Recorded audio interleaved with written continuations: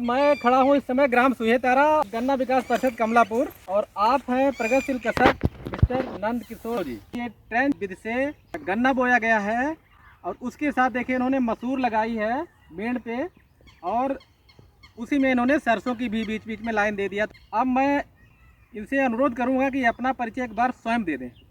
मैं नंद किशोर कृषक सुहेतारा से। ये आपने गन्ना कब बोया?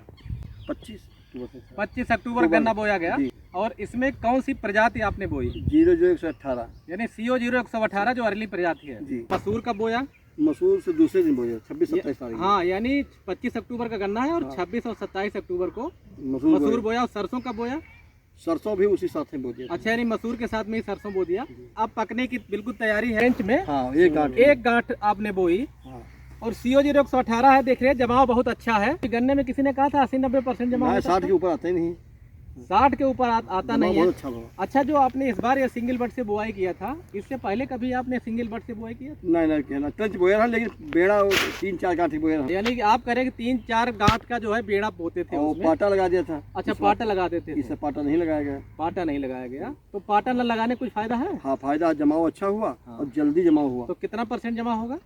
80% 90 जो है। अच्छा, देखिए 80-90% जमा हो, दिख भी रहा। आप तो 90% कह रहे, मुझे लग रहा है सारे जमा हुआ। सारे जो 80-90 गए थे। तो ये ट्रेंच से जब बोया गया था तो देखिए ये गन्ने की एक जो नाली थी, गन्ने की 2 समानांतर टुकड़े रखे गए थे लगभग इतनी दूरी पे, 6 इंच पे। आपको कहाँ से जानकारी हुई कि सिंगल बट से बोया जाए या ट्रेंच से बोया जाए? हम जब गए थे कमलापुर अच्छा परिषद को। हाँ। वहाँ जब हमने कहा गन्ना बोआई करोगे हाँ। हमने कहा बोआई करने जा रहे हैं। तब साहब ने इंगित किया कि 00118 बोइए या 82-72 बोइए। तो ये गन्ना हमको सुलभ हुआ 00118।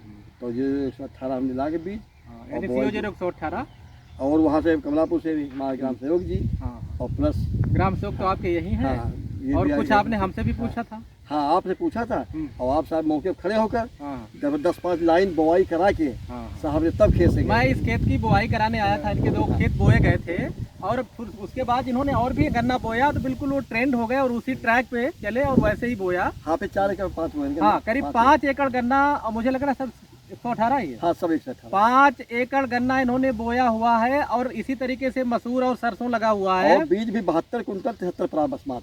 अब देखिए, यानी 5 एकड़ में ये बहुत आश्चर्यजनक बात बता रहे हैं कि बीज जो है 75 कुंटल पड़ा, वो भी 5 एकड़ में। हाँ, बीघे में 3 कुंटल। हाँ, 3 कुंटल देखिए बीघे में करे। अगर वैसे बोते तो वैसे 6 कुंटल पर 5, वैसे 6 कुंटल पड़ता, यानी दुगना सीड हो जाता। क्या 6 कुंटल जब बोते तो उसमें इतना जमा होता? नहीं होता बहुत ज्यादा है।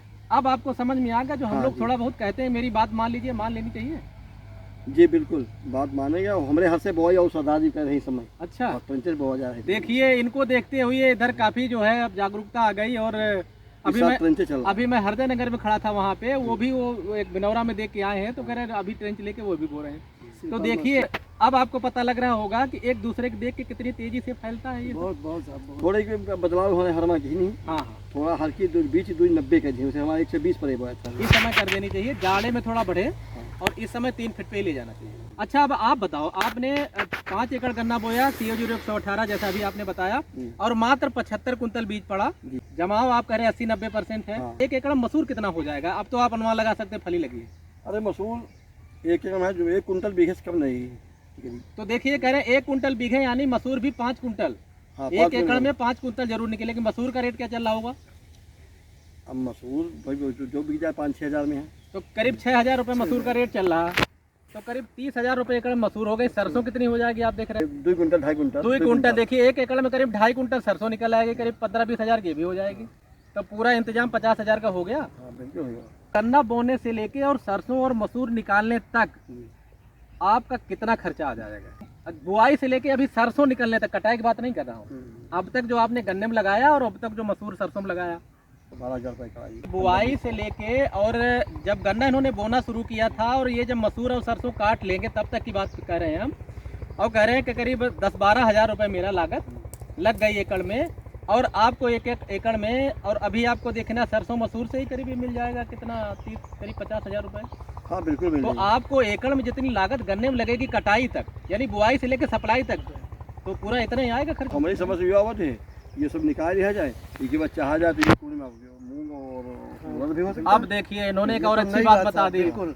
ये सफाई अब का एरिया देखिए है, अब देख किसान रहेगा। कितने जागरूक हो गए। अब क्या कह रहे हैं कि अभी जैसे मसूर और हम ये निकाल देंगे सरसों, तो एक इस पे उड़द की ओर हो जाएगी, लाइन बिल्कुल हो जाएगी। और वो 70 दिन की फसल वो 80 हाँ दिन हाँ की हाँ फसल हाँ थी। हाँ, तो 70-80 में जब गन्ना जब इतना आई, बिल्कुल हो जाएगा। देखिए आप कह रहे हैं हम मसूर के बाद इसमें उड़द भी लेंगे, तो आप ले लीजिए 5 एकड़ में लगा दीजिए।